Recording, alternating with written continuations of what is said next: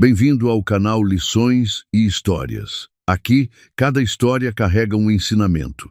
Hoje vamos até o Vale de Wenatchee, no estado de Washington, nos Estados Unidos, uma região que produz algumas das melhores maçãs do mundo inteiro. Vamos acompanhar Tom Hargrove, 64 anos, um agricultor viúvo que dedicou 4 décadas da vida a uma terra construída com as próprias mãos. O que o filho de Tom não sabia é que cada passo calculado para destruir o pai foi sendo documentado, gravado e guardado com uma paciência que ele não esperava. Essa aqui é daquelas histórias que você não esquece. Fiquem.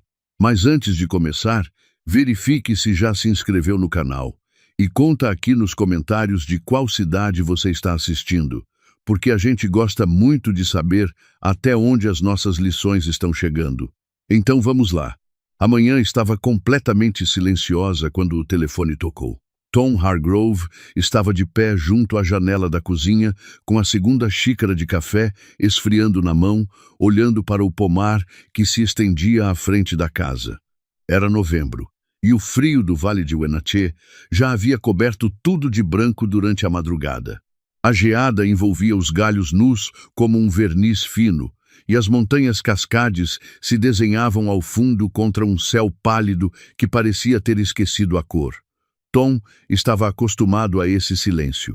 Havia aprendido a viver nele nos últimos 8 anos. O telefone tocou de novo. Ele cruzou a cozinha devagar, olhou a tela e ficou parado por um segundo inteiro. Brandon, 4 meses sem uma palavra. E agora, Brandon, pai. A voz do outro lado era quente, quase cálida. Eu sei que faz tempo. Eu sei. Mas eu precisava ligar. Tom não respondeu de imediato.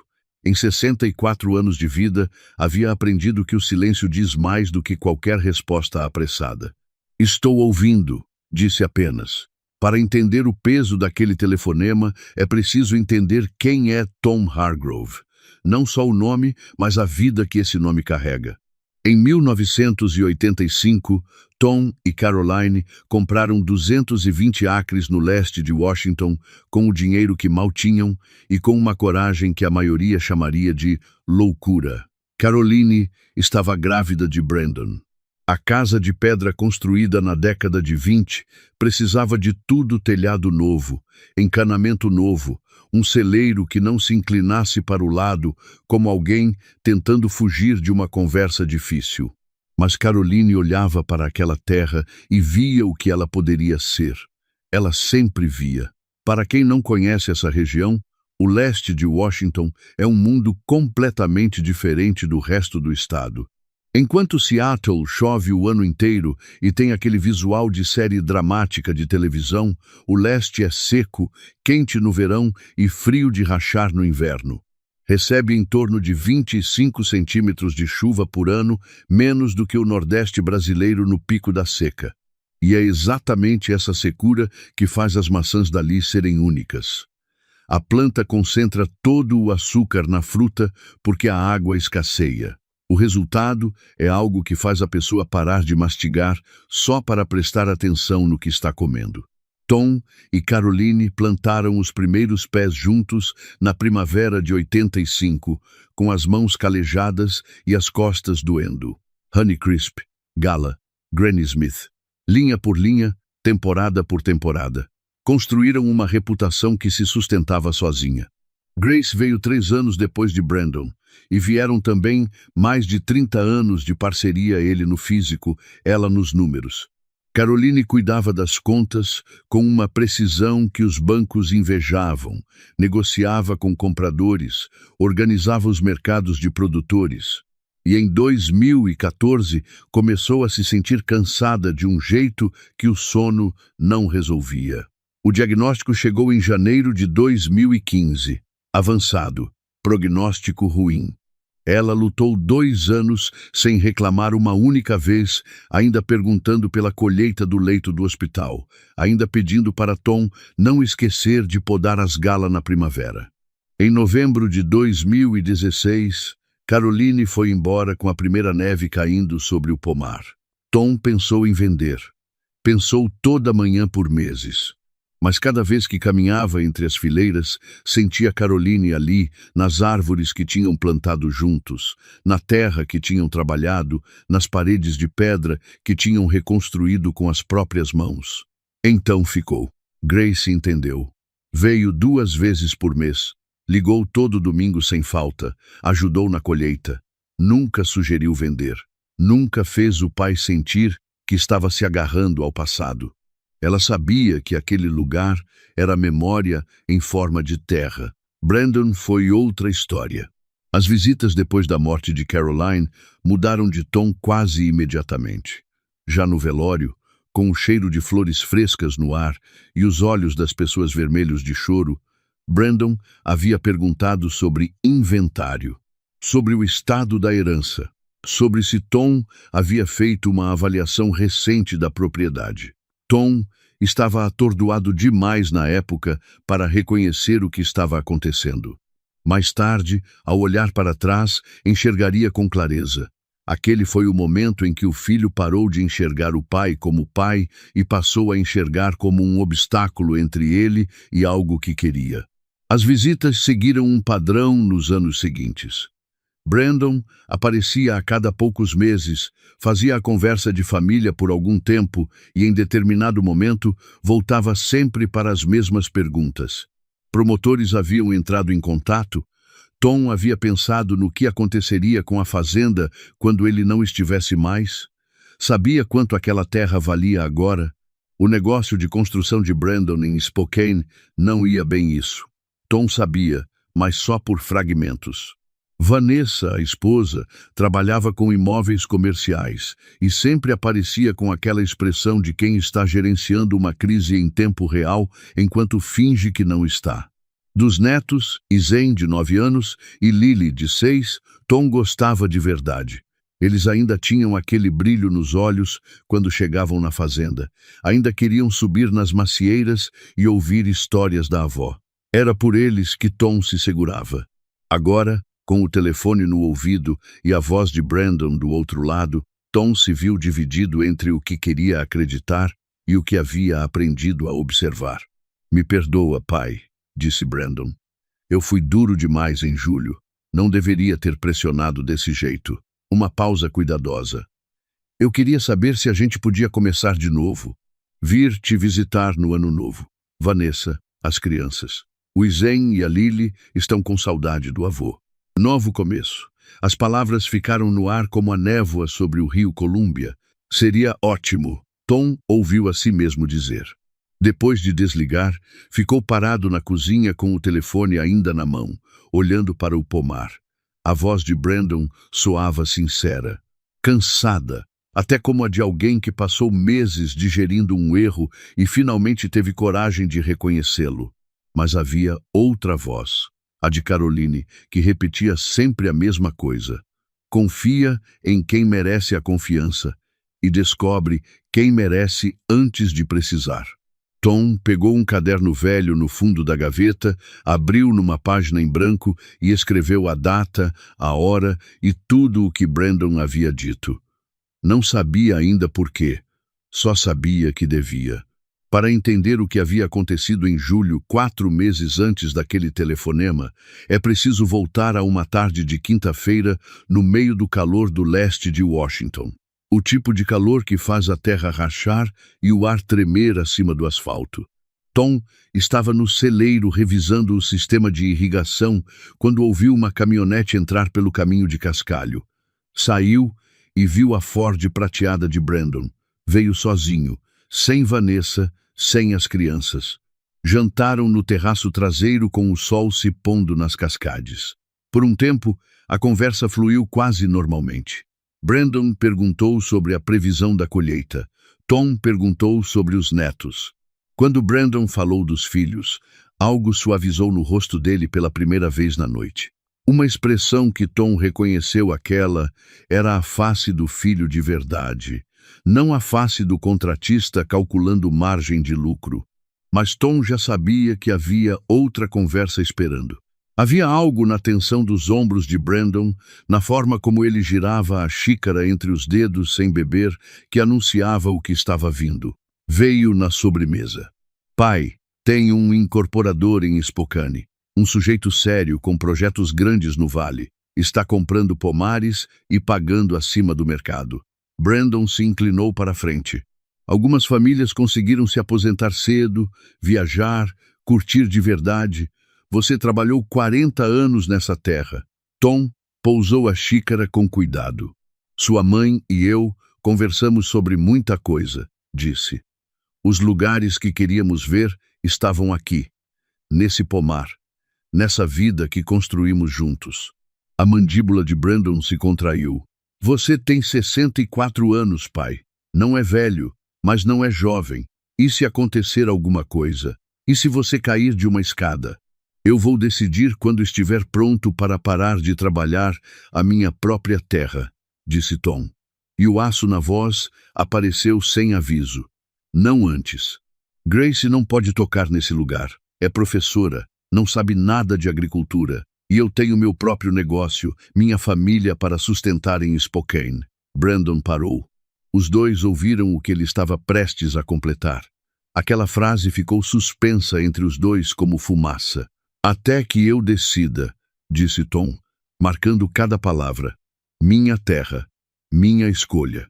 O silêncio que caiu ali não tinha nada de confortável. Nessa noite, Brandon foi para o quarto de hóspedes. Na manhã seguinte, às 6 da manhã, Tom acordou com o barulho de um motor.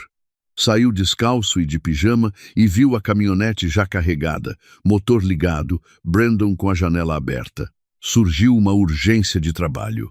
Notem a expressão, urgência de trabalho. Às 6 da manhã de uma sexta-feira. Às vezes, o pretexto não precisa ser bom, só precisa existir. Fica pelo menos para o café, disse Tom. Mas os dois sabiam que era inútil. Brandon meteu a marcha e foi embora. Tom ficou parado na entrada da fazenda, assistindo a caminhonete desaparecer pela estrada de terra que cortava o pomar. Esperou para ver se Brandon olharia para trás, se levantaria a mão num último aceno. Qualquer coisa que reconhecesse que aquilo importava. Brandon não olhou para trás. Em agosto, Tom ligou para o filho e deixou recado. Nada. Em setembro, ligou de novo, direto para a caixa postal. Silêncio. Grace percebeu no final de setembro, quando veio num sábado, e encontrou o pai deixando o tomate do pomar tomar conta do mato, coisa que Caroline jamais teria tolerado. Quando foi a última vez que teve notícias do Brandon? Ela perguntou. Julho. Grace ficou quieta um instante. Depois disse, ele está te punindo por ter dito não. Tom queria discutir, mas não tinha argumento. O domingo seguinte ao telefonema de novembro começou da mesma forma que todos os domingos nos últimos 8 anos. O telefone tocou às 9 da manhã e era Grace. Tom contou sobre a ligação de Brandon antes de ela perguntar.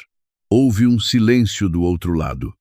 Não o silêncio de alguém pensando o silêncio de alguém escolhendo as palavras. Pai, toma cuidado. Grace é seu irmão. Eu sei quem ele é. A voz dela era suave, mas havia aço embaixo. E sei que ele só liga quando quer alguma coisa. Tom tentou defender. Brandon soava sincero. Soava como alguém que passou meses digerindo um erro. Pai, uma pausa. No Natal do ano passado, eu fui até a casa deles em Spokane com presentes para as crianças. Tinha um aviso colado na porta, com papel timbrado de banco. Vanessa abriu a porta parecendo que não havia dormido em dias. A casa estava tensa, e Zen e Lily estavam mais quietos do que eu jamais os vi. Grace fez uma pausa mais longa. Ah, alguma coisa está muito errada lá, pai. Economicamente errada. Tom ficou olhando para o café sem beber. Por que você não me contou antes? O que você teria feito? Oferecido ajuda. E você sabe que Brandon tem orgulho demais para aceitar. Mas pai, quando alguém está desesperado por dinheiro e o pai dele tem uma terra que vale milhões, pelo menos você precisa considerar a possibilidade de que a reconciliação não seja só para sarar a família. Contexto importante aqui. 220 acres de pomar, estabelecido no leste de Washington, com reputação de qualidade construída ao longo de 40 anos. Vale entre 3,5 milhões e 4,2 milhões no mercado atual. Traduzindo para a nossa realidade, isso seria algo entre 18 e 22 milhões de reais. Não é terra. É legado com preço de mercado. É meu filho, disse Tom. Preciso acreditar que ele pode mudar. Eu sei, e não estou dizendo que não os deixe vir. Grace respirou. Estou dizendo que documente tudo. Guarde registros das conversas. Se ele começar a falar sobre dinheiro, sobre a fazenda, sobre herança, não se comprometa com nada sem pensar bem. E pai, uma pausa. Considere falar com um advogado. A preocupação na voz de Grace pesou mais do que todos os argumentos. Grace não era pessoa de alarme nem de drama. Se ela estava assim, algo havia. Vou tomar cuidado, disse Tom. Prometo. Depois de desligar, abriu o caderno e acrescentou a conversa com Grace na mesma página onde havia anotado a ligação de Brandon. Datas, horas, o que cada um havia dito. Documente tudo. Era o que Grace havia pedido. Então, era o que faria. O primeiro incidente aconteceu numa quinta-feira do começo de novembro. Tom estava trazendo lenha do depósito com os braços cheios de toras de carvalho. A bota esquerda pisou na terceira tábua a partir da porta do terraço. A tábua cedeu. Ele tropeçou, a lenha caiu espalhada e se agarrou ao corrimão por instinto com a mão que ficou livre. O coração disparou enquanto ficava parado com o pé meio enfiado no vão que a tábua havia aberto. Examinou a madeira. Parecia sã, sem podridão, sem rachadura visível. Mas quando Tom se abaixou para olhar por baixo, os 4 parafusos que deveriam prender a tábua à estrutura haviam desaparecido. Não estavam frouxos, não estavam enferrujados, tinham sumido. Tom ficou agachado ali por um momento mais longo do que precisava, olhando para os 4 buracos vazios. Depois, foi buscar parafusos novos na caixa de ferramentas, fixou a tábua e ficou parado na entrada do terraço por alguns minutos, tentando lembrar quando havia feito a última reparação no assoalho. Não conseguia lembrar de ter removido aqueles parafusos. Voltou para dentro. Abriu o caderno.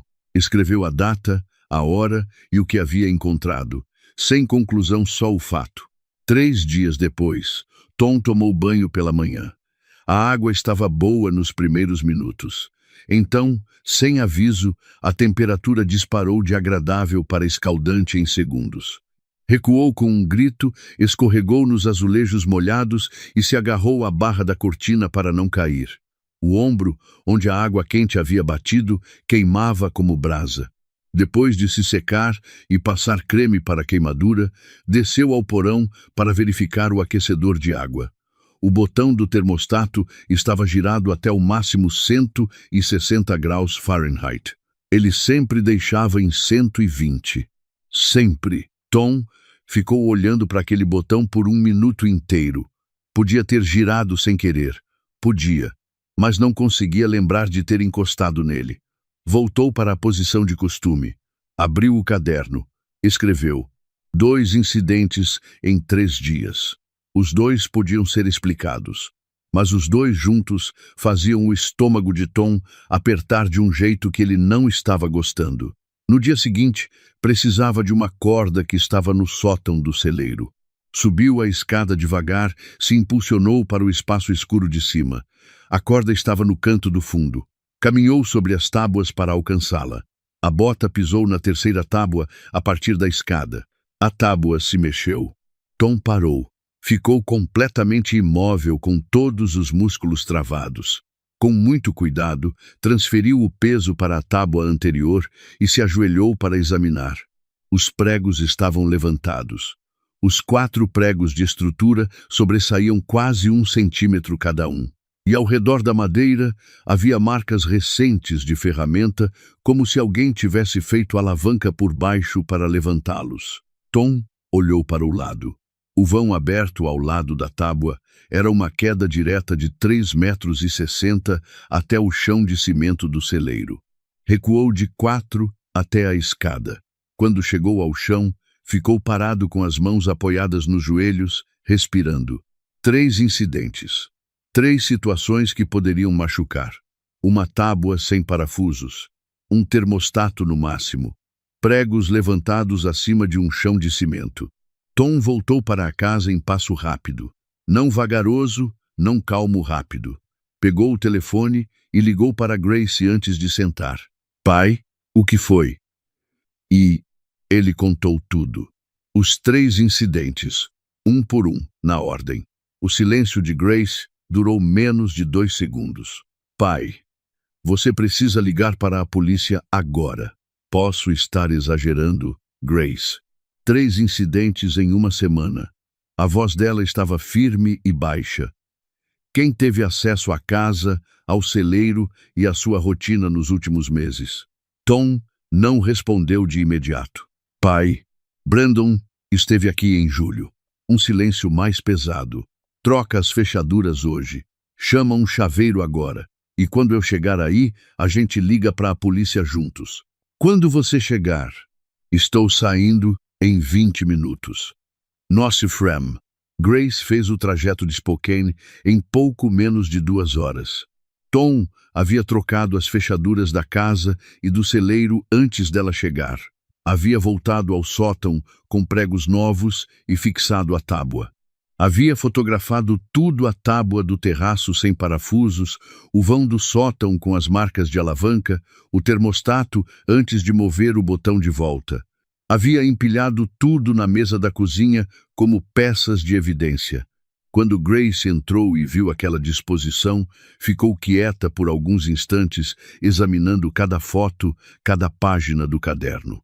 Quando foi a última vez que Brandon entrou nessa casa? Julho. Ficou uma noite. Então, ele teve acesso ao terraço, ao celeiro, à sua rotina. Ela levantou os olhos. Havia neles algo que Tom reconheceu, a mesma intensidade protetora que Caroline tinha quando algo ameaçava o que era dela. Isso não é aleatório, pai. Olha o padrão. 3 situações que poderiam te machucar e que pareceriam acidentes. Tom abriu a boca. Uma queda do terraço com os braços cheios de lenha parece descuido, continuou Grace antes que ele falasse. Uma queimadura grave no banho parece negligência. Uma queda do sótão sobre cimento parece tragédia doméstica. Ela pegou o telefone. Vou ligar para a unidade de abuso a idosos da Polícia Estadual. Abuso a idosos? Grace, eu não sou... 64 anos com alguém manipulando sua propriedade para te machucar é exatamente para o que essa unidade existe. O tom dela não admitia discussão. Eles lidam com isso o tempo todo, pai. Para quem é do Brasil e talvez não saiba, nos Estados Unidos, praticamente todos os estados têm unidades especializadas em abuso. Há pessoas idosas dentro das forças policiais, não são assistentes sociais, são investigadores criminais com poderes de prisão. Tratam de crimes financeiros, manipulação psicológica e violência física contra maiores de 60 anos com a mesma seriedade de qualquer outro crime grave. No Brasil, o equivalente seria o Ministério Público em parceria com delegacias especializadas, mas a estrutura americana é mais consolidada e costuma agir com mais velocidade. Grace discou. Tom ouviu a chamada conectar. Divisão de abuso a pessoas vulneráveis. Detetive Benet. Grace respirou fundo e começou a explicar. A detetive Laura Benet chegou na manhã de Natal. Não era viatura policial, era um sedã escuro, sem identificação. A mulher que desceu teria pouco mais de 40 anos, cabelo curto e escuro, olhos que varreram a propriedade inteira numa única mirada. Calça jeans, botas, jaqueta escura com a placa no cinto. Tom preparou café. Benet sentou à mesa da cozinha, tirou um caderno de couro e um gravador pequeno. Sou a detetive Laura Benet, da unidade de abuso a pessoas vulneráveis da Polícia Estadual de Washington. Trabalho nessa área há 15 anos. Ela olhou para Tom. O senhor fez bem em ligar. Vamos levar isso muito a sério. Com sua permissão, gostaria de gravar. Tom assentiu. Algo no peito afrouxou ao ouvir aquelas palavras. O senhor fez bem em ligar. Ele contou tudo desde o começo. Benet tomou notas sem parar, fazendo perguntas de esclarecimento com precisão clínica. Quando Tom terminou, ela apagou o gravador, examinou cada foto e cada página do caderno e depois pediu para ver o celeiro. No sótão, se ajoelhou ao lado da tábua já reparada e examinou a do lado, a que ainda mostrava as marcas ao redor dos buracos dos pregos. Tirou o telefone, fotografou em close, mediu com uma fita pequena. Esses pregos foram extraídos aproximadamente 1 centímetro. Ela olhou para Tom. A tábua teria suportado o peso mínimo antes de ceder completamente. A altura daqui até o chão do celeiro é de 3,60 metros sobre superfície de cimento. Uma pausa. Para um homem da sua constituição e idade, a probabilidade de sobrevivência a uma queda nessas condições não é alta. Tom sentiu o estômago virar. De volta à cozinha, Benet documentou o aquecedor de água e a tábua do terraço com a mesma atenção metódica. Depois, sentou de novo. Sr. Hargrove, quero que o senhor entenda o que estamos vendo. Abuso financeiro a pessoas idosas segue um padrão previsível. Começa com pressão, perguntas sobre bens, herança, valor da propriedade. Quando a vítima se recusa, o agressor sobe o nível. Cria situações que parecem acidentes, e quando isso não funciona. Ela olhou para o caderno com as anotações de Tom. Passam para métodos mais diretos. 1. A ligação de novembro, disse Grace, também faz parte? Com frequência, sim. É manipulação clássica. O objetivo é baixar as defesas da vítima, reconstruir a confiança, criar uma oportunidade. Benet olhou para Tom. A macilidade, aquela ligação calorosa, o pedido de desculpas, o convite para o ano novo pode ter sido calculado. Tom ficou em silêncio. Benet abriu a bolsa e tirou uma pasta de papel manila. Ontem obtive uma ordem para acessar os registros financeiros do seu filho. Deslizou vários documentos sobre a mesa. Brandon Hargrove entrou com pedido de concordata preventiva em 18 de abril deste ano. Passivo total de $580 mil. Grace soltou um som pequeno. Desse total, 280 mil são devidos ao Riverside Casino de Spokane. Uma operação de jogo clandestino com vínculos documentados com crime organizado. Aqui vale pausar um segundo para entender o peso real disso. Nos Estados Unidos, dever dinheiro a uma operação de jogo clandestino com conexões criminosas não é dívida de banco. Não chegam cartas com prazo. Traduzindo para a nossa realidade, é o equivalente a dever para um agiota do crime organizado. A pressão não é judicial, é pessoal, é urgente de um jeito que advogado nenhum resolve. Além disso, há 2 penhores sobre a casa da família. O processo de execução hipotecária começou em setembro. A empresa de construção está insolvente. Há várias ações de clientes por obras inacabadas e quebra de contrato. Tom ficou olhando para os documentos sem conseguir falar. Sua propriedade, continuou Benet, avaliada entre 3,5 milhões e 4,2 milhões, representa a única saída financeira viável para ele. O silêncio que caiu ali era diferente dos outros silêncios. Era o silêncio de quem acaba de entender algo que não queria entender. Ele ia me deixar desaparecer, disse Tom. Não era uma pergunta. Benet não negou. O que fazemos? Perguntou Grace. Precisamos de mais. Benet fechou a pasta. Os incidentes físicos são sérios, mas um advogado de defesa pode argumentar que foram acidentes. Para um arresto sólido, precisamos de algo flagrante. Ela olhou para Tom. Deixamos o filho vir no ano novo. O senhor age com absoluta normalidade. Eu instalo câmeras ocultas antes da chegada deles. Quando ele fizer o próximo movimento, temos tudo gravado. Tom ficou parado. Consigo fazer isso? Terá agentes monitorando. Estarei a menos de 400 metros. Se ele tentar qualquer coisa, estamos lá em menos de 30 segundos. Benet o olhou diretamente. O senhor consegue agir com naturalidade sabendo o que sabe? Tom pensou em Caroline. Pensou em Grace ao lado dele. Pensou nos 220 acres que dois jovens sem dinheiro haviam transformado em algo que valia mais do que qualquer cifra. Consigo, disse, pelo tempo que for preciso. Benet havia ido embora havia menos de 2 horas quando o telefone de Grace tocou. Era o laboratório estadual. Grace ativou o viva-voz. Tom não entendia Grace. Havia mandado algo para análise dias antes, sem avisar o pai, numa sacola que havia entregado a Benet no início da reunião para ser registrada como evidência oficial. Doutora Sarah Collins, Laboratório Toxicológico do Estado de Washington. Ligo sobre a amostra de medicação recebida no dia 23. Pedido de análise prioritária, autorizado pela detetive Benet. Tom olhou para Grace. Que amostra?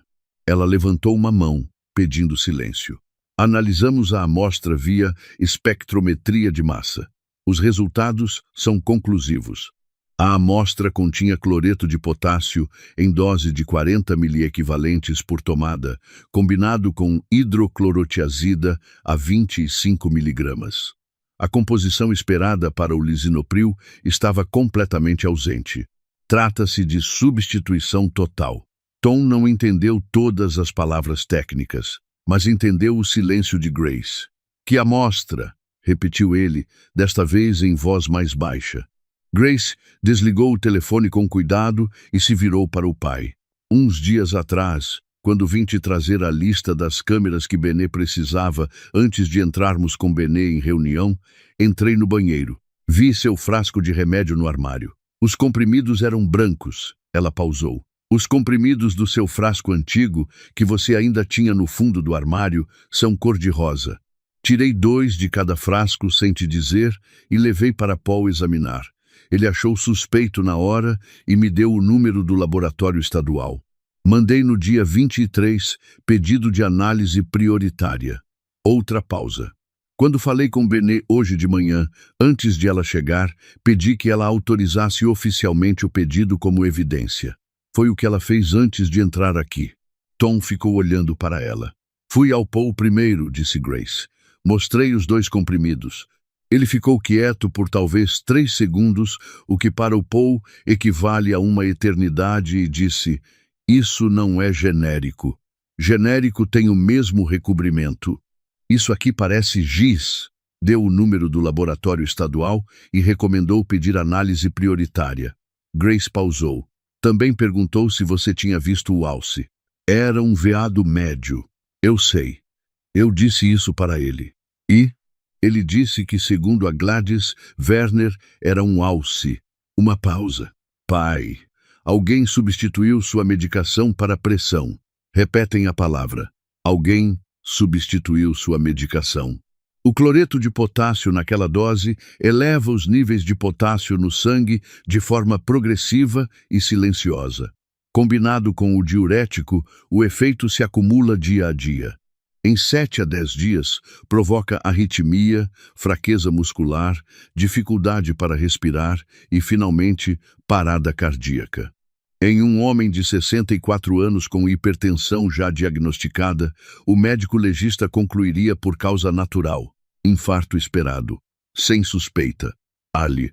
A hiperpotassemia, o excesso de potássio no sangue, é um dos poucos envenenamentos que praticamente não deixa rastro em uma autópsia padrão, porque os níveis de potássio no organismo mudam rapidamente após a morte.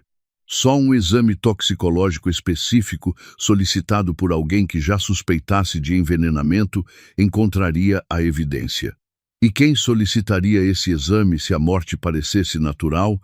Quanto tempo eu estava tomando esses comprimidos? Perguntou Tom. 3 dias.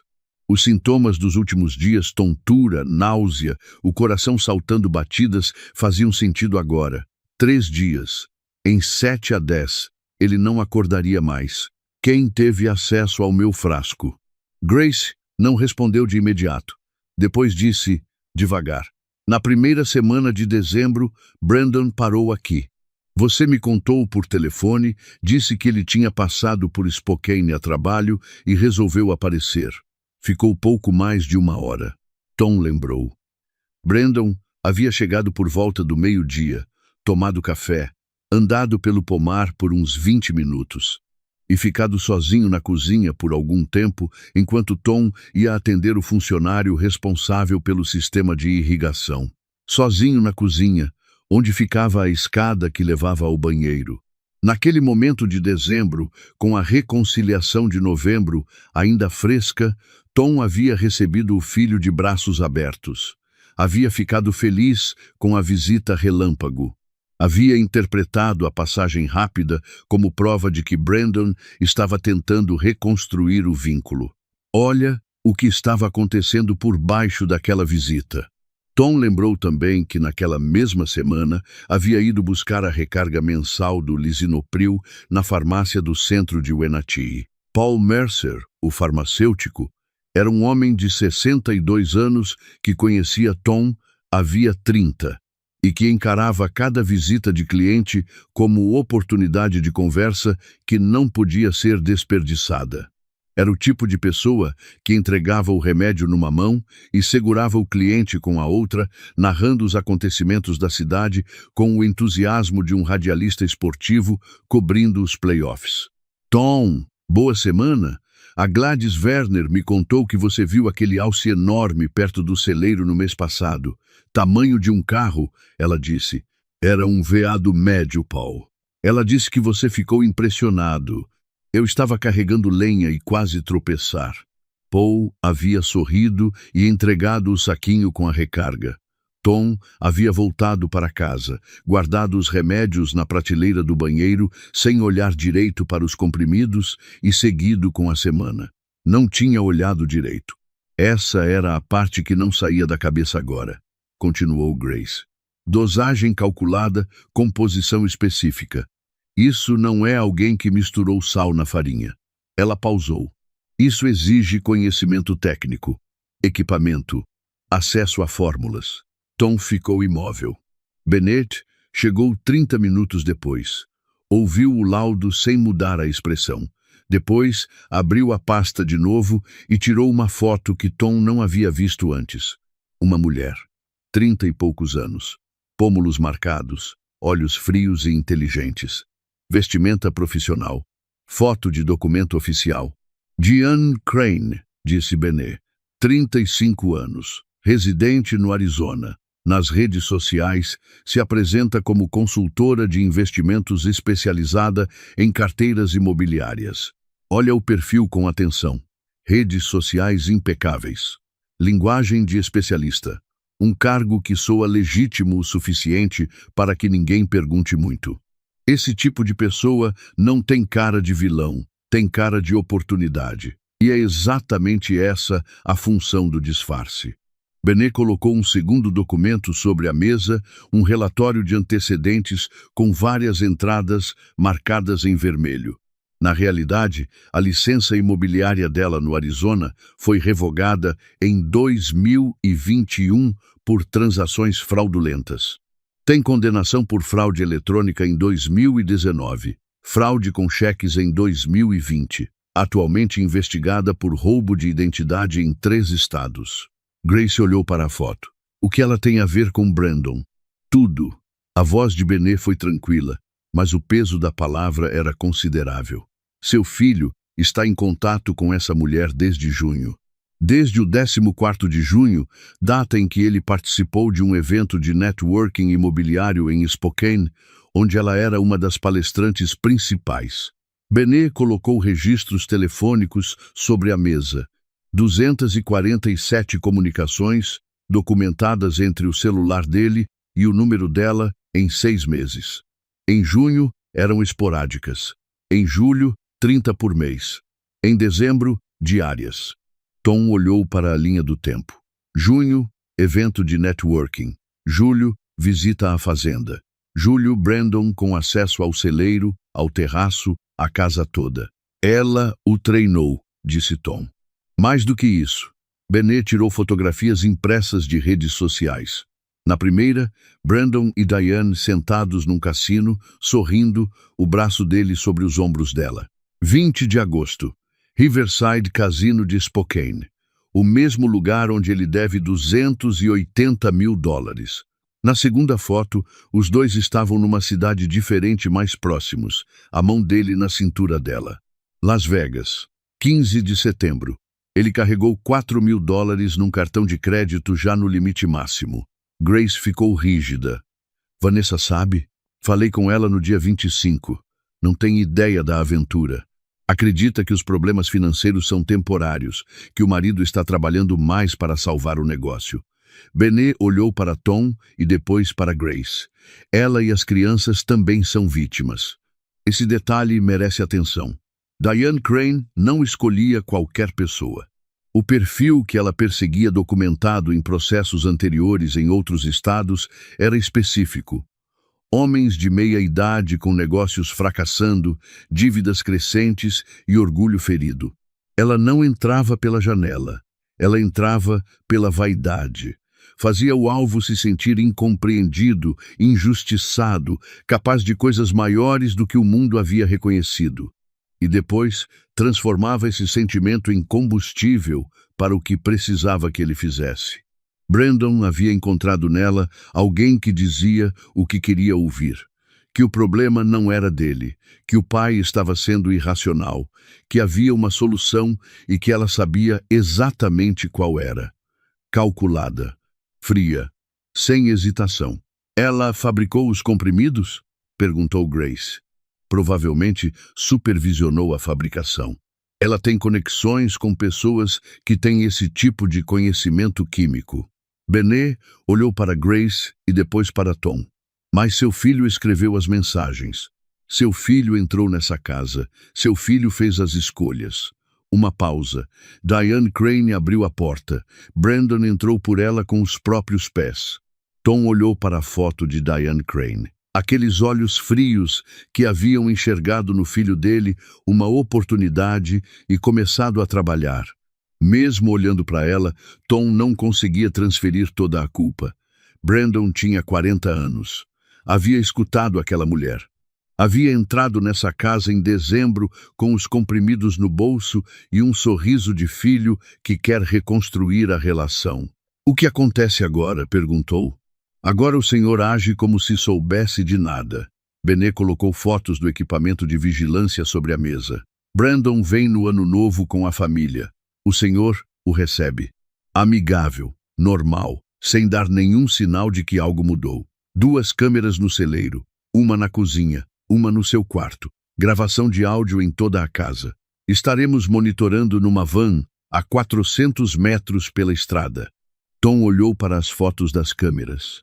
E se ele tentar alguma coisa na primeira noite? Então arrestamos na primeira noite.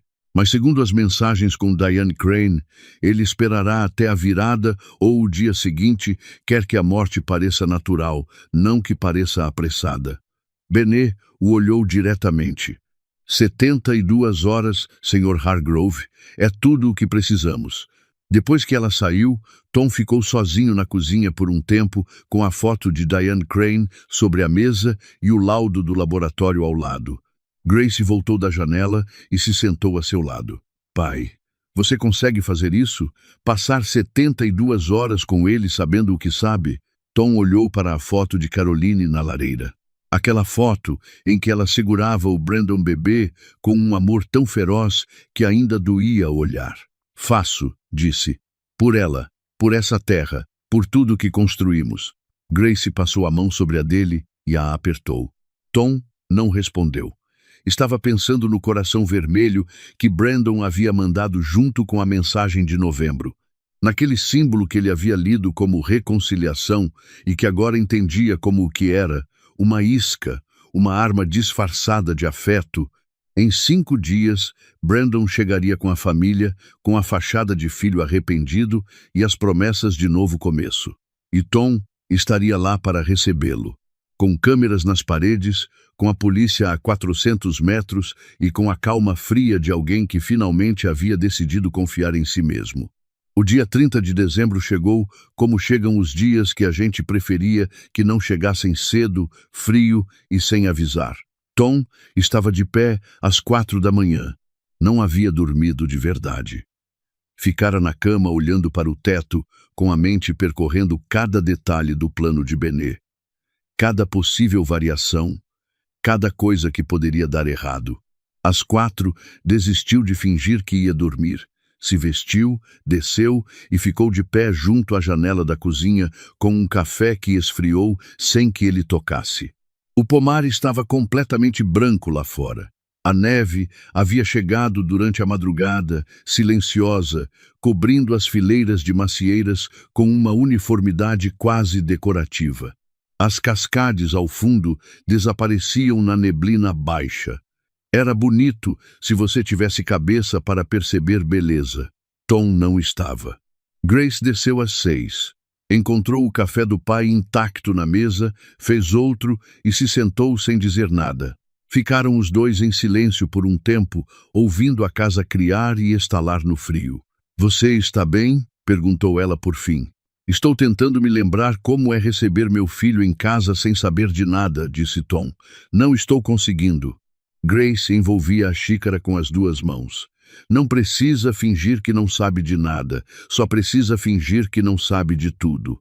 Tom virou para olhar para ela. "Você está preocupado com a sua cara", continuou Grace. "Com se vai conseguir sorrir, dar um abraço, passar pela ceia sem denunciar tudo com um olhar.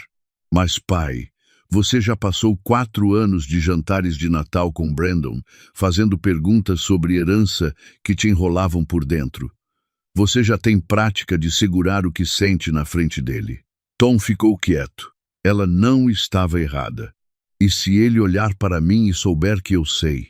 Então Benê entra mais cedo." Grace pousou a xícara. "Mas ele não vai saber. Porque o Brandon que está vindo aqui é o mesmo que passou meses se convencendo de que era o herói dessa história. Esse tipo de pessoa não espera encontrar resistência onde plantou obediência." Às 4 da tarde, o alarme do celular de Grace tocou em modo silencioso. Ela levantou a mão, avisando. Pela janela, Tom viu a caminhonete prateada virar no caminho de cascalho. Respirou fundo, soltou devagar. Abriu a porta antes que Brandon pudesse bater. "Pai." Brandon desceu da caminhonete e veio em passos largos, os braços já abertos. "Que saudade desse lugar." Abraçou Tom com força. Tom devolveu o abraço. Os braços do filho pesavam diferente agora. Havia algo ali que Tom não conseguia nomear como abraçar uma sombra que ainda tem forma de pessoa. "Eu também", disse Tom. A voz saiu firme. Vanessa desceu depois, mais magra do que da última vez, e com olheiras que o sorriso não escondia bem. Cumprimentou Tom com um beijo rápido na bochecha e foi buscar as malas do porta-malas sem dizer muito. E Zen saiu do banco traseiro com aquelas pernas compridas de menino que cresceu de repente, as mãos enfiadas nos bolsos da jaqueta, olhando para o pomar com uma expressão que tentava ser de adolescente desinteressado, mas não estava conseguindo completamente. E Lily? Lily saiu correndo. 6 anos, e sem medo nenhum do mundo. Jogou os braços no pescoço do avô com toda a força que tinha. "Vovô, tem neve! Tem neve de verdade." Tom a segurou com os 2 braços e fechou os olhos por um segundo. O peso dela no colo era a coisa mais real naquela tarde. "Tem", disse. "E amanhã a gente pode fazer boneco de neve." "De verdade?" "De verdade." O carro de Grace chegou 10 minutos depois. Planejado assim, ela não estaria lá na chegada. Não chegaria junto. Não daria a Brandon tempo de processar os dois ao mesmo tempo. Ela desceu com uma bolsa de viagem e uma expressão de surpresa muito bem executada. 11 anos ensinando história medieval haviam dado a Grace uma coleção impressionante de expressões para situações que exigiam diplomacia. "Brandon, não sabia que vocês iam estar aqui." A mandíbula de Brandon se contraiu por uma fração de segundo rápida, quase imperceptível, mas Tom viu. E Grace viu, porque seus olhos encontraram os do pai, por um instante, antes de se voltarem para o irmão com um sorriso no lugar. Pai nos convidou para o ano novo, disse Brandon. O sorriso voltou ao lugar, caloroso o suficiente. Que bom que você também veio. Brandon instalou a família e mostrou os quartos com a familiaridade de quem cresceu naquela casa. Tom o observou de longe, notando como a presença de Grace havia mudado sutilmente o ritmo dele, as respostas levemente mais curtas, a energia levemente mais contida. O plano havia sido construído para um pai sozinho. Agora havia uma testemunha permanente, com olhos de historiadora, acostumada a ler documentos que não dizem tudo o que deveriam. Cá entre nós, Grace estava destruindo o plano de Brandon sem que ele pudesse dizer uma palavra sobre isso. Instalaram-se. Brandon e Vanessa ficaram com o quarto de hóspedes do segundo andar.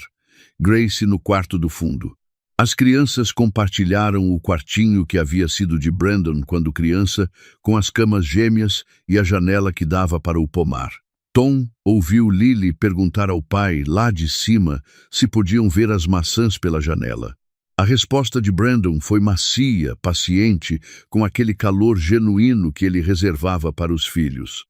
Não agora, princesa. Amanhã de manhã, com a luz boa. Tom ficou parado no corredor de baixo ouvindo isso. E esse era o detalhe que ninguém explica direito quando fala de traição. A pessoa não é falsa o tempo todo. Seria mais simples se fosse, mais fácil de entender, de odiar, de resolver. A verdade é que o mesmo homem que havia colocado veneno no frasco de remédio do pai também lia histórias para a filha com voz suave antes de dormir. Os dois eram o mesmo homem. E essa é a parte que parte o coração de verdade. A ceia daquela noite foi a coisa mais difícil que Tom havia feito em 64 anos de vida. Havia cozinhado o tipo de comida que Caroline fazia. Frango assado com ervas, purê de batatas, feijão verde com amêndoas e, de sobremesa, torta de maçã com canela, a receita da avó Caroline, que Lily conhecia de nome, mas não de memória. Sentaram à mesa. Tom na cabeceira, Brandon ao lado, Grace em frente, Vanessa ao lado de Grace. E Zen e Lily nas pontas, com aquela energia contida de crianças em mesa de adultos que estão tentando se comportar. Como foi a colheita esse ano? Perguntou Vanessa, com o ar de quem está preenchendo o silêncio. Boa. A Honeycrisp saiu especialmente bem. As galas sofreram um pouco com uma geada de março, mas se recuperaram. Brandon cortou o frango com cuidado. Lembro quando a gente plantou esses pés de gala. Eu teria uns 13 anos. 13, confirmou Tom. Você me ajudou a cavar os buracos. Sua mãe fez limonada. Algo passou pelo rosto de Brandon, um acesso rápido e involuntário de alguma coisa genuína. Não foi calculado. Tom reconhecia o que era calculado naquele filho.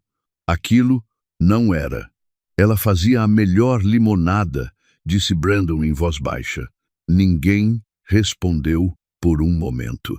O silêncio não era incômodo. Era daqueles silêncios que acontecem quando todo mundo está pensando na mesma pessoa ao mesmo tempo. E Zen olhou para o avô. Quem é ela? A vovó Caroline, disse Tom. A mãe do seu pai e da tia Grace. Eu era pequeno quando ela morreu. Tinha 1 ano e pouco. Papá fala dela às vezes, disse Lily, com aquela franqueza total das crianças de 6 anos. Fala que ela era forte. Brandon olhou para a filha com uma expressão que Tom não sabia categorizar. Orgulho, talvez. Ou culpa. Ou as duas coisas juntas, que às vezes têm a mesma cara. A conversa continuou. E Zen contou sobre o beisebol. Lily perguntou se os gatos do celeiro ainda existiam e ficou animadíssima quando Tom disse que havia 2 filhotes novos. Vanessa falou pouco, comeu menos ainda. E então, quando as crianças saíram correndo depois da torta, Brandon pousou o garfo e olhou para Tom com aquela expressão de preocupação que Tom agora sabia ler como roteiro ensaiado. Pai, você está pensando no futuro, na herança, nessas coisas? Me daria uma paz enorme saber que está tudo organizado caso aconteça alguma coisa com você. A mesa ficou quieta.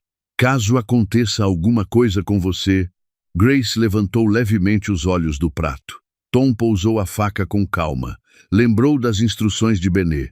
Não recuse de forma cortante. Não se comprometa. Desvie sem provocar suspeita.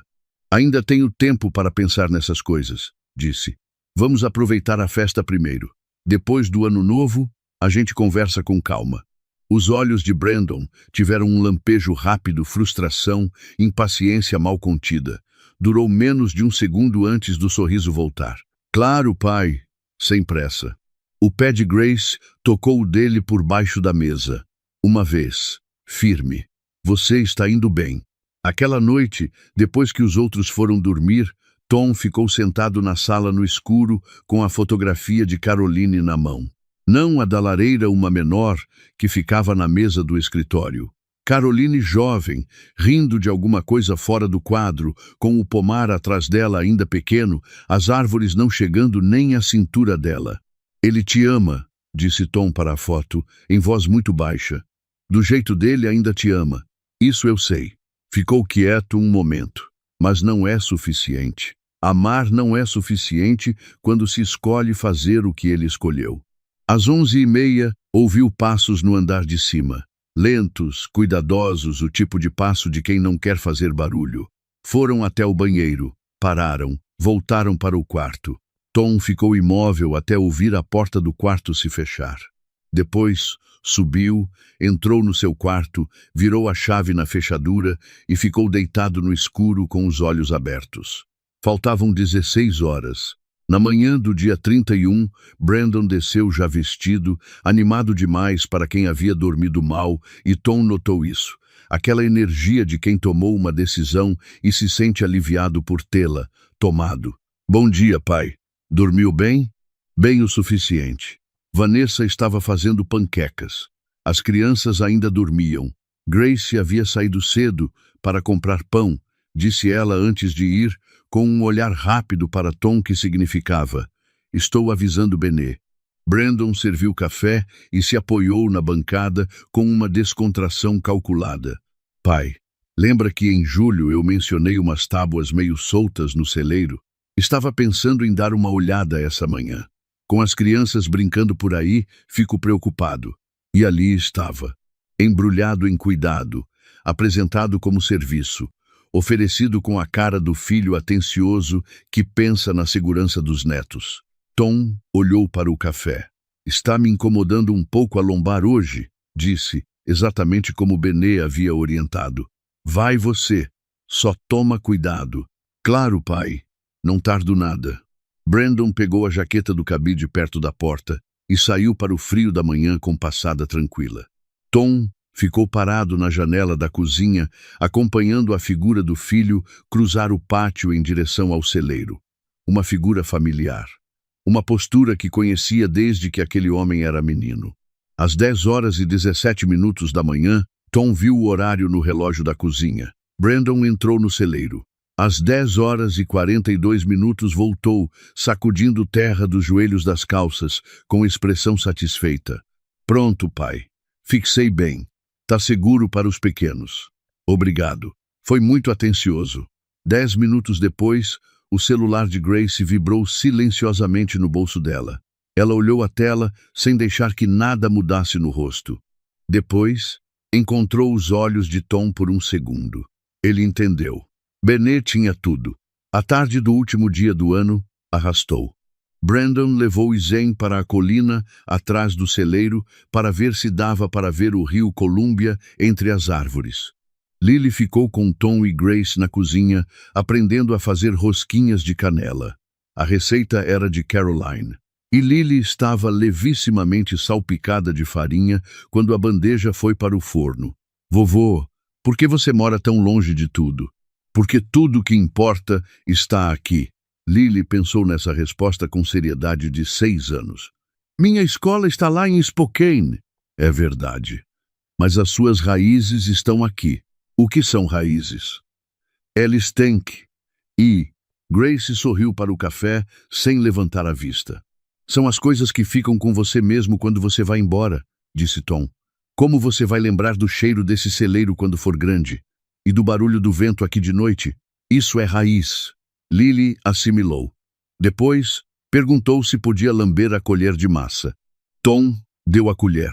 E só pra gente. Naquele momento, enquanto Lily lambia a colher de massa com a cara de quem acabou de ganhar o mundo, Brandon estava numa colina tentando enxergar o rio Columbia.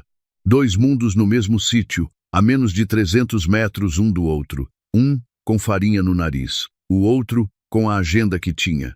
Às 7 da noite, Benet entrou pela porta dos fundos com uma pasta sob o braço e expressão de alguém que tem boas notícias e más notícias na mesma frase. Tom e Grace a receberam no escritório com a porta fechada, enquanto Brandon e Vanessa banhavam as crianças no andar de cima. Ela pousou o tablet sobre a escrivaninha e deu play sem preâmbulo. A câmera do sótão do celeiro mostrava Brandon subindo a escada às 10h17. Ele deu uma olhada para a porta, verificando se estava sozinho, e depois se ajoelhou junto à tábua que Tom havia consertado na semana anterior. Tirou uma alavanca pequena do bolso da jaqueta, meteu por baixo da tábua e começou a forçar. Tom não respirou. Os pregos novos cederam mais devagar que os anteriores. Brandon havia calculado errado a resistência do madeiramento novo e precisou fazer mais força, o que ficou registrado em cada segundo do vídeo.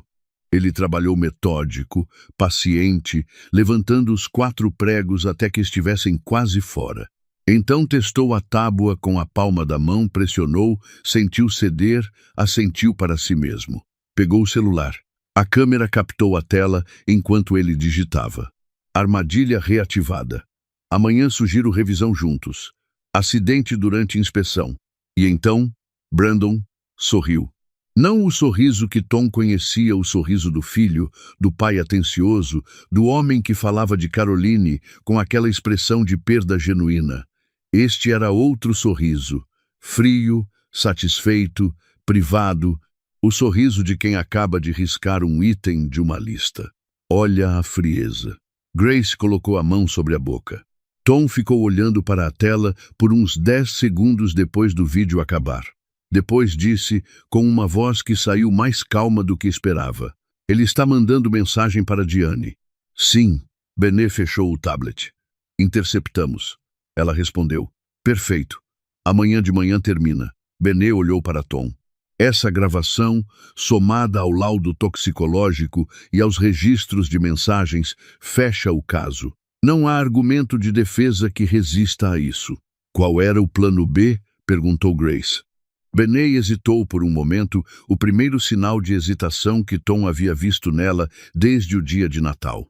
Diane Crane usou esse método antes, disse por fim. Em 2018, no Oregon. A vítima era um viúvo de 72 anos com uma propriedade rural avaliada em 1.800.000.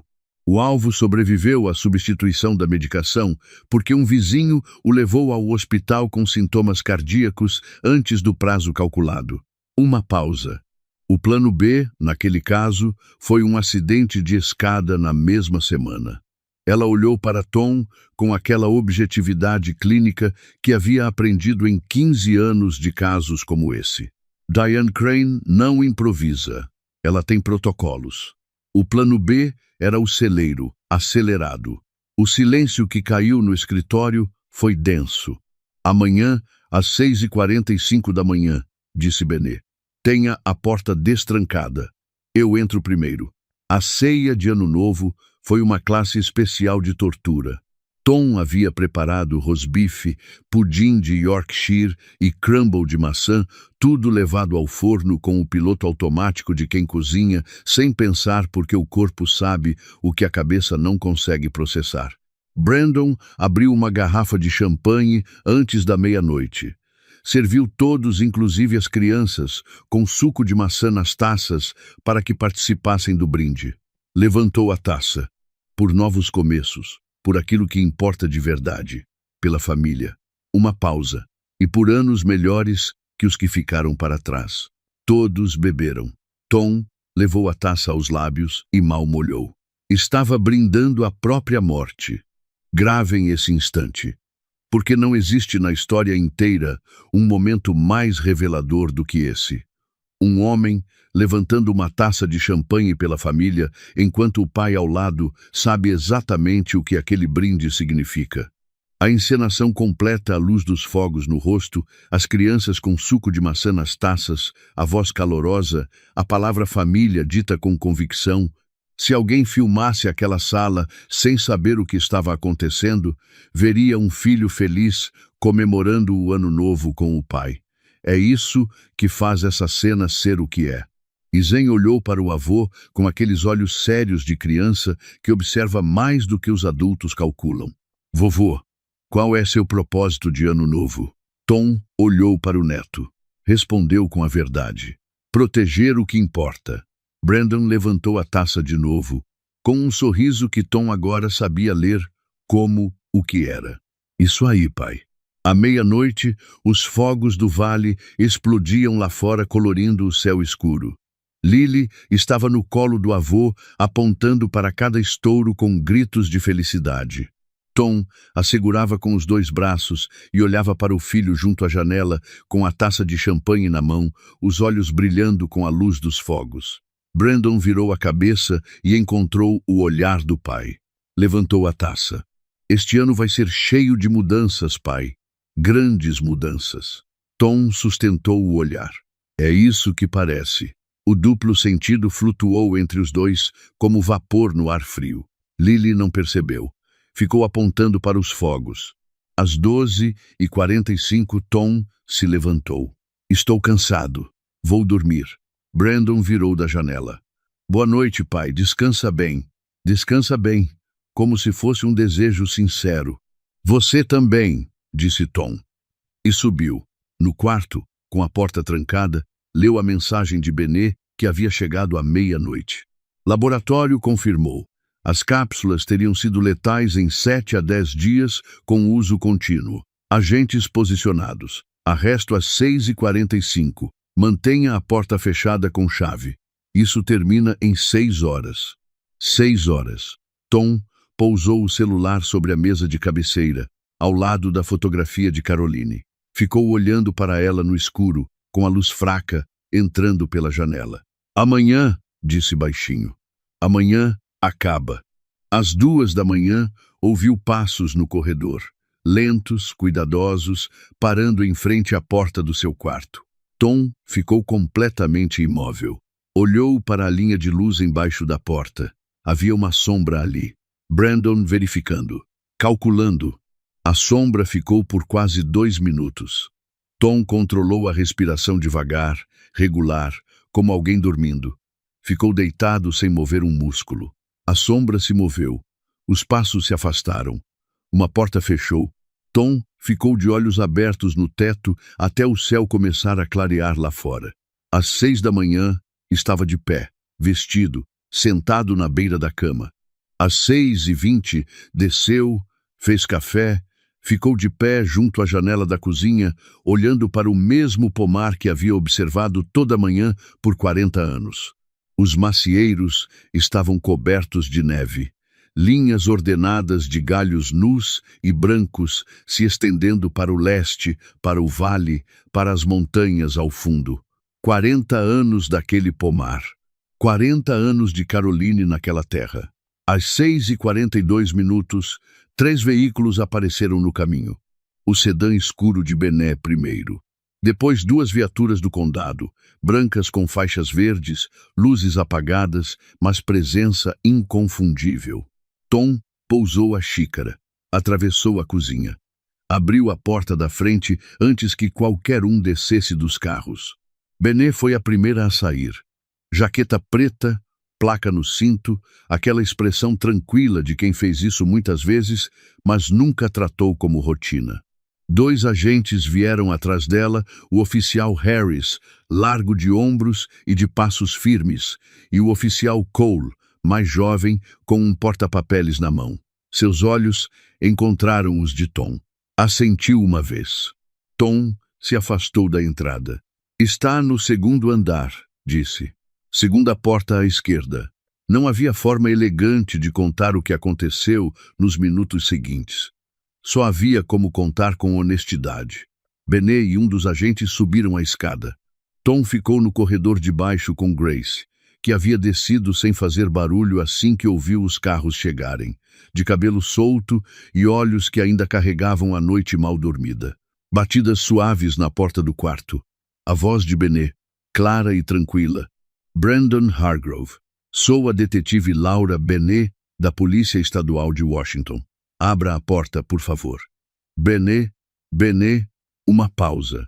Depois, uma voz abafada, confusa, ainda com o sono. O quê? Abra a porta. Passos. A porta se abriu. Brandon Hargrove. Tem uma ordem de prisão. O senhor é acusado de tentativa de abuso à pessoa idosa, manipulação dolosa de medicação controlada e conspiração para causar lesão grave. O senhor tem o direito de permanecer calado. O quê? A voz disparou. Que história é essa? Passos no corredor do andar de cima. Brandon saiu para o corredor, tropeçando camiseta branca, calça de pijama, cabelo despenteado, o rosto torcido de confusão que Tom queria acreditar que era real, mas não podia mais. Seus olhos desceram a escada e encontraram os de Tom. Pai. A voz quebrou na palavra. Pai, o que é isso? Tom sustentou o olhar. Naquele segundo aconteceu uma coisa estranha.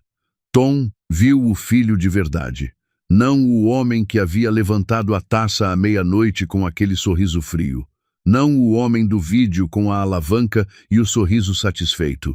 Viu o menino de 6 anos com luvas 3 tamanhos maiores, aprendendo a podar os galhos. Viu o menino de 10 anos com a cara manchada de suco de maçã, orgulhoso de ter trabalhado o dia todo. Viu o menino de 12 anos de pé na frente do celeiro, com as mãos na cintura, prometendo que um dia ia tocar aquele lugar. Esse menino ainda existia em algum lugar lá dentro. Tom tinha certeza disso, e não mudava nada. Você sabe o que é isso, disse Tom. A voz saiu firme, sem raiva firme. Brandon ficou branco. Benet subiu mais um degrau. Senhor Hargrove, vire-se. Pai. Brandon ignorou Benet. Os olhos dele estavam fixos no pai, arregalados, desesperados, com aquela expressão que Tom havia visto na infância quando o filho apanhava fazendo besteira e não queria acreditar que havia consequência. Pai, você não pode acreditar nessas pessoas. Sou seu filho. Vi os comprimidos, disse Tom. Vi a tábua do celeiro. Sei da Diane Crane. Toda a cor que havia sobrado no rosto de Brandon sumiu de uma vez. Por um instante, ficou completamente imóvel. E nesse instante, nesse segundo exato, Tom viu acontecer uma coisa que não esperava. Viu o filho entender que tinha terminado. Não com raiva, não com ameaça. Viu o desmoronamento. A face que desaba quando a armadura que sustentava tudo cede de uma vez. Vire-se, Sr. Hargrove. A voz do agente Harris foi firme, mas não cruel. Brandon se virou devagar, com os ombros curvados, a cabeça levemente baixa, não a postura do homem calculado dos últimos meses, mas a postura de quem ficou de repente muito menor do que o espaço em que estava. Harris aproximou as algemas. E aqui o tempo fez aquela coisa estranha que faz nos momentos que não se esquecem. Ficou lento. Tom viu cada detalhe com uma clareza que não queria. Viu as mãos de Brandon, as mesmas mãos que havia segurado quando o filho dava os primeiros passos, as mesmas que haviam cavado os buracos para os pés de gala com ele naquela manhã de 1998, sendo levadas para trás com uma passividade total. Viu os tendões do pescoço de Brandon se contraírem quando o metal tocou o pulso. Viu os ombros afundarem mais um grau, como se o corpo estivesse tentando ficar menor do que era, menor do que a situação, menor do que o que havia feito. As algemas fecharam com um clique metálico que ecoou pelo corredor estreito. Brandon estremeceu. Um tremor pequeno, involuntário, que começou nos ombros e desceu pelos braços até as mãos que já não podiam se mover. Não foi drama, foi o corpo recebendo a informação de que aquilo era real, definitivo, irreversível. Aquele tremor foi a única coisa honesta que Tom havia visto no filho em meses. Foi esse som que partiu Tom. Não a voz de Brandon, não o choro que viria depois foi aquele clique. Um som mecânico, banal, que fecha todos os dias em delegacias do mundo inteiro e que dessa vez estava fechando no pulso do seu filho. Então veio o grito de Vanessa. Ela apareceu no fundo do corredor enrolada em uma manta, o rosto vermelho de sono, os olhos indo de Brandon para os agentes e depois para Tom, com uma expressão que desmoronava em tempo real. Brandon, Tom, o que está acontecendo? O que? Bennett deu um passo à frente, voz baixa e firme. Senhora Hargrove, seu marido está detido. Sou a detetive Laura Bennett da Polícia Estadual. Preciso que a senhora mantenha a calma. Detido? Por quê? Tom. Duas figuras pequenas apareceram atrás de Vanessa. E Zen. Lily. Em pijama. Com aquelas carinhas de quem acordou com barulho e não entende, mas sente que é grave. Mamãe. A voz de Lily era pequenininha. Por que estão levando o papai? Grace estava lá antes que Tom pudesse se mover. Passou por Vanessa, se ajoelhou na frente das crianças com a voz suave e segura. Ei, vocês dois, vem comigo, vai? A gente desce e a tia Grace faz chocolate quente com canela. Combina? E Zen olhou por cima do ombro de Grace para o corredor. Os olhos dele eram grandes e úmidos, mas tinham uma expressão que não deveria aparecer em criança de 9 anos, a expressão de quem está tentando entender uma coisa para a qual não tem vocabulário ainda. Papai está em apuros. Grace não negou. Vem comigo, Zen. Pegou as duas crianças pela mão e os guiou escada abaixo, passando por Tom sem olhar para ele, levando Zen e Lily para longe de uma verdade grande demais. Brandon foi descendo as escadas entre os dois agentes. Na porta da frente, parou. Virou a cabeça para trás uma última vez. Pai. A voz estava quebrada não de raiva, não de ameaça. Estava quebrada do jeito que as coisas ficam quando não tem mais como ser consertadas. Pai, por favor, sou seu filho. Não deixa que façam isso. Tom olhou para ele. Olhou de verdade, sem desviar. Você deixou de ser meu filho no dia em que colocou veneno na minha medicação. O rosto de Brandon se desfez. Harris o conduziu para fora. Tom ficou junto à porta vendo o filho atravessar o pátio com a neve cruncheando embaixo dos passos, os ombros curvados, as mãos para trás. Viu quando ele tropicou na última pedra do caminho e Cole o segurou pelo braço. Viu quando a porta da viatura se abriu e Brandon entrou com a cabeça baixa. A porta bateu. O motor ligou. A cascalho gemeu sob os pneus. Tom ficou assistindo até as luzes traseiras desaparecerem na curva do caminho entre as macieiras. Ficou ali depois que o barulho do motor sumiu, depois que o silêncio do pomar de inverno voltou a ser o único som. Ficou ali com o frio de janeiro nos pulmões e a neve branca em tudo à volta e as montanhas ao fundo sob um céu que estava começando a ficar levemente mais claro no leste. Grace chegou por trás dele e pousou a mão no ombro do pai. Não disse nada. Às vezes, não há nada a dizer. Ficaram os dois ali parados, olhando para o caminho vazio. Tom não sabia quanto tempo ficou assim. O suficiente para o céu terminar de clarear. O suficiente para os primeiros corvos do pomar começarem a se mover entre os galhos. O suficiente para o frio deixar de ser uma coisa que ele sentia e virar apenas o ar de janeiro, que era sempre assim e continuaria sendo assim muito depois que tudo aquilo virasse memória. 40 anos naquela terra, 2 filhos criados entre aquelas macieiras, uma mulher enterrada com o pomar ainda jovem. E agora isso. Tom ficou ali até sentir que conseguia voltar para dentro. Depois entrou. Vanessa demorou 1 hora para sair do quarto. Quando desceu, Tom e Bennett estavam sentados à mesa da cozinha com a pasta aberta entre eles. Grace havia levado as crianças para o quarto de Grace com a promessa de um jogo de tabuleiro que durou o tempo necessário.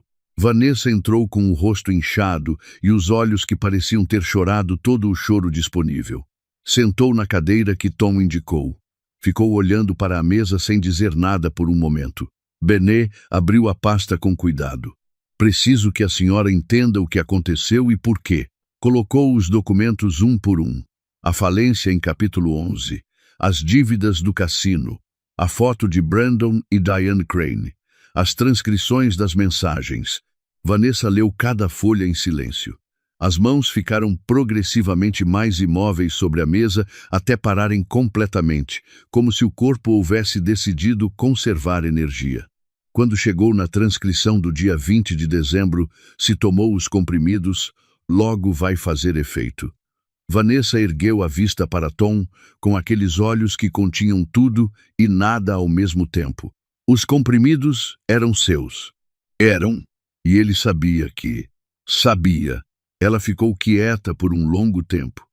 Depois disse, com uma voz tão baixa que mal chegava: eu sabia que tinha algo errado. Sabia do dinheiro. Sabia que ele estava me escondendo coisas. Mas nunca, Tom. Eu juro que nunca imaginei que ele fosse capaz de... Eu sei, disse Tom. Eu também não imaginava. Parem um segundo aqui, porque essa cena importa mais do que parece. Vanessa também foi traída. Passou anos ao lado de um homem que estava construindo um plano que destruiria não só o sogro, mas a própria família dele. Os filhos dela cresceriam com o pai preso. A vida que ela havia construído, a casa, a rotina, os planos estava destruída e ela descobriu tudo ao mesmo tempo, de uma vez, sem aviso. Não há forma suave de atravessar isso. Às vezes, o peso cai em cima de gente que não tinha nada a ver com o que foi construído nas sombras. Você não fez isso, disse Tom. Ele fez, as escolhas foram dele. Vanessa assentiu. Depois de um longo silêncio, vou para Portland com as crianças. Minha irmã tem espaço. É uma boa decisão, disse Benet. Semana que vem entro com pedido de divórcio e guarda total. Uma pausa. Meu advogado disse que não vai ser complicado, dadas as circunstâncias. Não vai, confirmou Benet. Vanessa olhou para Tom. Posso? Os meninos podem continuar tendo contato com você? Sei que provavelmente é o último que você quer agora, mas... Podem, disse Tom antes que ela terminasse. Sempre. Essa terra é herança deles também. Sempre foi. Os olhos de Vanessa se encheram de novo, mas dessa vez era diferente. Não era desespero, era alívio. Uma hora depois, Vanessa estava fazendo as malas. Grace ajudou a carregar. Tom ficou no terraço observando o carro ser carregado com aquela quietude dos momentos em que há muita coisa para sentir e não há palavra que caiba em nenhuma delas. Isen veio até ele antes de entrar no carro. Ficou parado com as mãos nos bolsilhos, aqueles olhos sérios demais para 9 anos, e perguntou: Vovô, papai tentou te machucar de verdade? Tom se ajoelhou na neve para ficar na altura dele. Respondeu com honestidade, porque crianças reconhecem quando os adultos estão sendo honestos e quando não estão, e Isen era a última pessoa no mundo para quem Tom queria mentir. Tentou? O lábio de Isen tremeu por um segundo. Depois, ficou firme aquela firmeza nova, aprendida na força, que dói de ver em criança. Por quê? Porque estava com muito medo e tomou decisões muito erradas. Medo não desculpa o que ele fez, mas é o que aconteceu. Isen processou isso por alguns segundos com aquela seriedade de quem está arquivando informação para voltar a ela mais tarde. Você ainda é meu avô? Sou. Isso não muda nunca. Quantas pessoas vocês conhecem que saberiam responder a essa pergunta sem hesitar? Com 9 anos, sem entender a metade do que estava acontecendo, Isen foi direto ao que importava. Não perguntou se o avô estava bem. Não perguntou o que ia acontecer com o pai. Perguntou se ainda tinha avô. Porque a criança sabia, com aquela intuição que os adultos perdem com o tempo, que esse era o único vínculo que ela podia tentar preservar naquela manhã. Isen deu um passo à frente e abraçou Tom com aquela força de menino crescendo que ainda não calibrou a própria força. Tom o abraçou de volta, de olhos fechados, sentindo o frio da manhã e o peso do neto e o cheiro de shampoo de criança misturado com o ar limpo do vale. Lily chegou por cima e entrou no meio sem aviso, como Lily fazia com tudo. Eu também quero. Tom a puxou para o abraço sem largar Isen. Ficaram os três assim por um momento que Tom sabia que ia guardar muito tempo. Quando o carro de Vanessa desapareceu pelo caminho, Grace veio se colocar ao lado do pai. Perdi meu filho, disse Tom. A voz saiu neutra, não quebrada, não raivosa, só verdadeira. Não perdeu seus netos, disse Grace. Não. Uma pausa. Isso importa. Importa muito. Bené voltou 3 dias depois com uma pasta 2 vezes mais grossa que a anterior. Era um resumo forense completo do que havia sido planejado, executado e quase concluído, apresentado com a frieza clínica de quem documentou os fatos e quer que a vítima entenda a extensão real do que escapou. Tom ouviu tudo. As marcas de alavanca encontradas já em julho no celeiro. A visita relâmpago de dezembro, quando Brandon ficou sozinho na cozinha, enquanto Tom atendia o funcionário de irrigação tempo suficiente para subir ao banheiro e trocar os comprimidos do frasco. A cronologia de mensagens com Diane Crane desde junho, quando tudo havia começado num evento de networking imobiliário em Spokane. Ela palestrava sobre financiamento criativo para propriedades em dificuldades, disse Bené. Propriedades em dificuldades. É o que ela chama de gente desesperada que tem algo que ela quer. Bené colocou sobre a mesa as transcrições de mensagens em ordem cronológica. Tom as leu devagar, cada linha, sem pressa. Junho. Não pressione de uma vez. Plante a semente. Julho.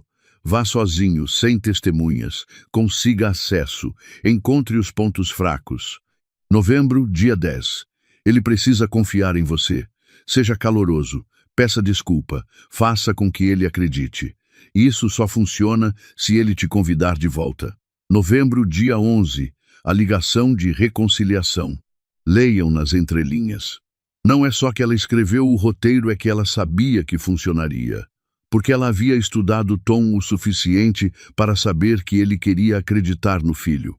Que um pai que perde a esposa e se vê sozinho numa fazenda enorme vai receber uma ligação de perdão com esperança, não com ceticismo. Ela apostou na parte mais humana de Tom, o amor paterno, e usou essa parte como alavanca. É isso que separa um golpista comum de alguém como Diane Crane. O golpista comum mente. Ela encontra a verdade que a pessoa mais quer ouvir e a transforma em isca. Tom ficou parado na frase do dia 10 por um tempo. Ela escreveu o roteiro da ligação, disse. Palavra por palavra, praticamente. Bené assentiu. Analisamos o padrão linguístico. A desculpa, a referência aos netos, o pedido de novo começo, tudo estruturado para ativar exatamente o que ela havia mapeado no perfil emocional de Tom Hargrove. Pai que quer acreditar no filho, homem que perdeu a esposa, pessoa que valoriza a família acima de tudo. Ela havia mapeado Tom sem nunca tê-lo encontrado. Havia construído um perfil com o que Brandon contou, com o que observou de longe, com o que décadas de prática ensinaram sobre homens como ele. O que acontece com ela? Diane Crane foi detida pela polícia do Arizona no mesmo momento do arresto de Brandon, às 6h45 da manhã do dia 1º de janeiro. Arrestos coordenados para que nenhum pudesse avisar o outro. Bené fechou a pasta. Ela responde como autora principal, ele como executor. As provas são suficientes para os dois. Aqui vale entender como funciona o sistema jurídico americano nesse tipo de caso. Nos Estados Unidos, crimes contra pessoas idosas carregam agravantes automáticos na maioria dos estados, o que significa que a pena base já começa mais alta do que crimes equivalentes contra outras faixas etárias. No estado de Washington, especificamente, tentativa de abuso à pessoa idosa combinada com manipulação dolosa de medicação e conspiração para causar lesão grave pode resultar em penas de 15 a 25 anos.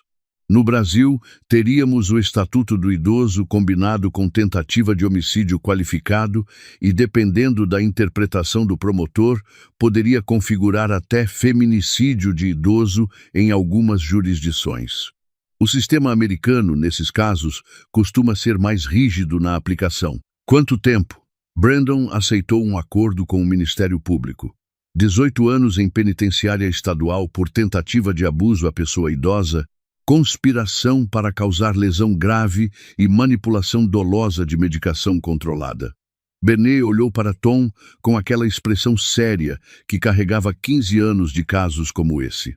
Diane Crane rejeitou o acordo. Vai a julgamento. Por que rejeitou? Ela sempre rejeita. Benet abriu a pasta pela última vez e tirou uma única folha. Veja isso. Era um registro de casos anteriores. Oregon, 2018, o viúvo de 72 anos que havia sobrevivido porque um vizinho o levou ao hospital a tempo. Nevada, 2021, fazendeiro de 68 anos que havia perdido 32 acres antes de descobrir a fraude. Texas, 2022, um processo encerrado por falta de provas porque o principal suspeito havia desaparecido antes do julgamento. Em todos os casos, Diane Crane havia sido investigada. Em nenhum havia sido condenada. Ela acredita que vai sair de novo, disse Tom. Sim. Benet dobrou a folha com cuidado. Mas desta vez não vai. Temos as mensagens, temos o laudo toxicológico, temos o vídeo do celeiro e temos Brandon como testemunha do Estado, porque quando o advogado dele explicou o que acontece com quem recusa cooperar e a promotoria tem provas dessa qualidade, ele cooperou. Uma pausa. Diane Crane vai enfrentar um júri com tudo isso. A promotoria estima entre 15 e 20 anos. Eu estimo que o júri vai na direção do máximo. Tom ficou olhando para aquela lista de nomes: Oregon, Nevada, Texas, homens que ela havia escolhido, estudado, aproximado, destruído ou quase destruído. Homens que provavelmente nunca saberiam que havia mais como eles. Ela vai parar de fazer isso? Benet ficou em silêncio por um momento. Era a primeira vez que Tom via hesitação genuína nela. Quando sair, terá 60 anos, e um histórico criminal que nenhum estado vai ignorar. Uma pausa mais longa. Pessoas como Diane Crane não param porque querem, param porque não conseguem mais. Tom devolveu a folha para ela. 18 anos. Tom ficou parado nesse número. Brandon teria 58 anos quando saísse. Isen teria 27. Lily, 24. Vanessa estaria vivendo uma vida inteiramente diferente e a fazenda estaria aqui, como sempre. Está acabado, Sr. Hargrove. A voz de Benet foi firme e direta, como sempre havia sido. O senhor está seguro. Tom assentiu. Seguro. A palavra soava estranha no peito como uma roupa depois de lavar, que ainda não se ajustou de volta ao corpo. Mas era a verdade. A primavera chegou ao Vale de Wenatchee em março, como chegava todos os anos, sem pedir licença. As gala foram as primeiras a florescer tímidas, como sempre, com aquelas flores brancas levemente cor-de-rosa que pareciam estar testando a temperatura antes de se comprometer. Depois veio a Honeycrisp, mais exuberante, abrindo tudo de uma vez com aquele perfume que o vento carregava pelo vale inteiro. Por último, as Granny Smith, as mais impertinentes, que sempre esperavam que todo o resto já tivesse florescido antes de se dignarem. Tom fazia o percurso pela manhã. Todos os dias, antes do café, caminhava devagar entre as fileiras, verificando os novos galhos, checando os enxertos que havia feito em fevereiro com Grace, observando a cor das flores. As cascades ao fundo ainda tinham neve nas cimas mais altas, mas o vale havia esquecido o inverno.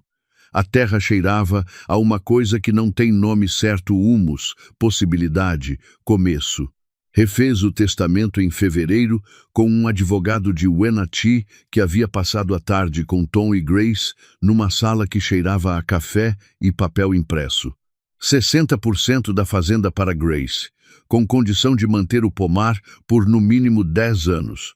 40% restantes em fideicomisso para Izen e Lily, liberados quando cada um completasse 25 anos. Para que a terra continuasse sendo terra e não número, Vanessa havia cumprido a promessa. Uma vez por mês, ela trazia as crianças. Visitas breves, cuidadosas, com as crianças correndo pelo pomar e fazendo perguntas sobre maçãs, e sobre quando a neve voltaria, e sobre os filhotes de gato do celeiro que agora tinham nome. Izen havia nomeado um de Cascades, e havia explicado a escolha com a seriedade de um geógrafo de 9 anos, apontando para as montanhas ao fundo e dizendo que o gato tinha aquele tipo de dignidade. Lily havia nomeado o outro de Melzinha, sem explicação, sem apontar para nenhuma montanha.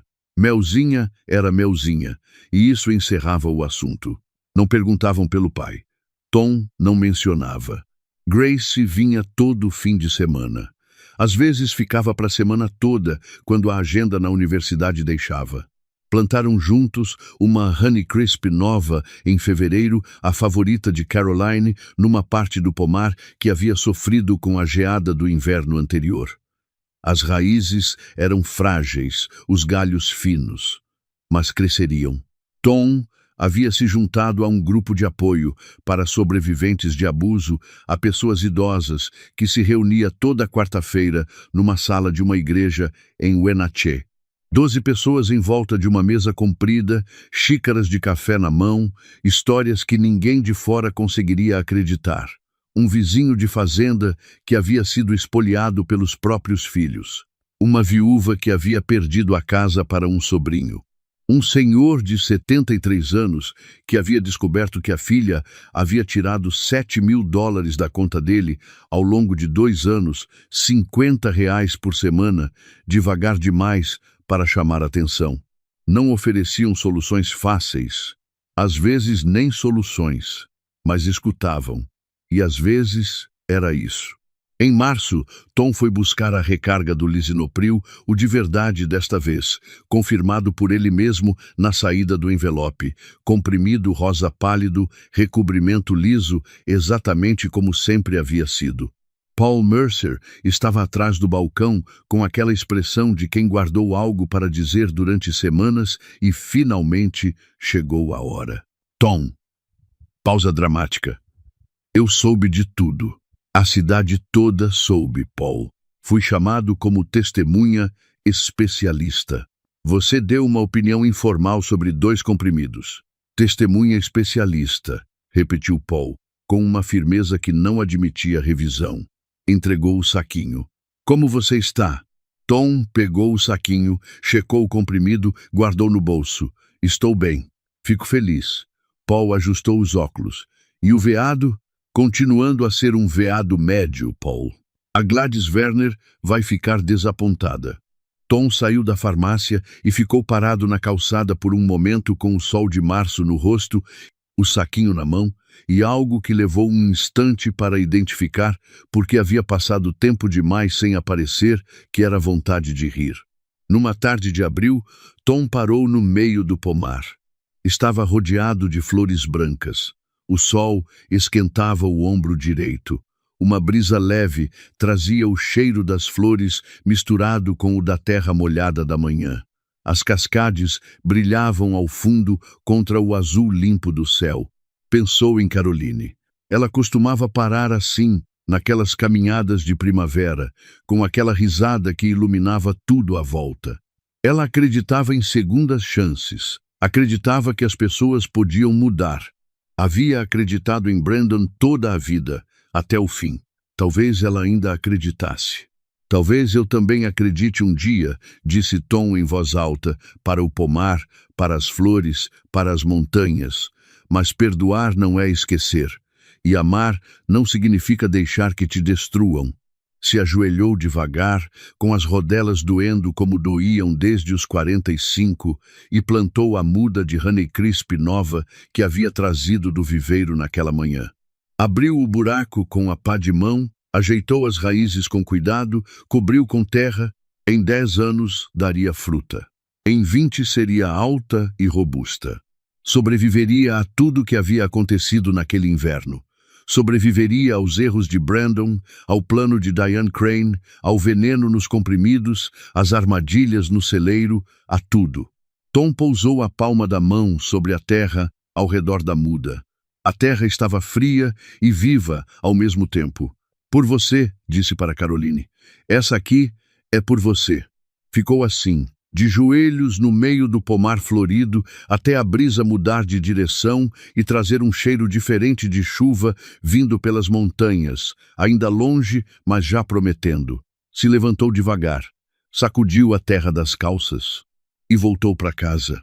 Eu tenho pensado muito nessa história desde que ela chegou até mim, e há coisas que ela ensina que não cabem em resumo fácil, mas vou tentar. O caderno de Tom. Aquele caderno velho tirado da gaveta dos trastes na noite da ligação de Brandon. Datas, horários, o que cada um disse. Parecia paranoia na época. Salvou a vida dele no final. Documentar não é desconfiança, é respeito por si mesmo. É dizer, o que me acontece importa e merece ser registrado. Os instintos também. Tom sabia. O corpo dele sabia antes da cabeça aceitar. Uma tábua sem parafusos, um termostato virado, pregos levantados. Cada um isolado parecia acidente. Os três juntos eram um padrão. Quando algo parece errado repetidas vezes, não é paranoia, é informação. O problema é que a gente foi ensinado a duvidar do que sente antes de duvidar do que vê. E há uma coisa que essa história deixa mais clara do que qualquer argumento que eu poderia construir. Amar alguém e ter limite com essa pessoa não são coisas que se contradizem. Tom amava Brandon. Ainda amava quando as algemas fecharam. Esse amor não desapareceu e também não o impediu de fazer o que precisava ser feito. Às vezes, o limite é a única forma de amor que ainda faz sentido. Por último, reparem em quem ficou. Grace, que veio sem hesitar. Vanessa, que cumpriu a palavra. E Zen e Lily, que voltam todo mês. A família que a gente imagina nem sempre é a família que fica de pé quando tudo balança. E a que fica de pé é a que merece ser cuidada. Os macieiros floresceram naquela primavera como floresciam todos os anos, e Tom Hargrove estava ali para ver. Isso, no final, foi o suficiente. Se você ficou até aqui, deixa aqui nos comentários sua cidade. Você vai se surpreender de onde essa história chega. E se essa história te tocou de alguma forma, se ela te fez pensar em alguém que você ama, em um limite que você ainda não colocou, em uma conversa que está adiando, então ela fez o que deveria fazer. Compartilha com quem você acha que precisa ouvir isso. Inscreve no canal se ainda não fez, e pode esperar, vai valer. A gente se encontra na próxima história.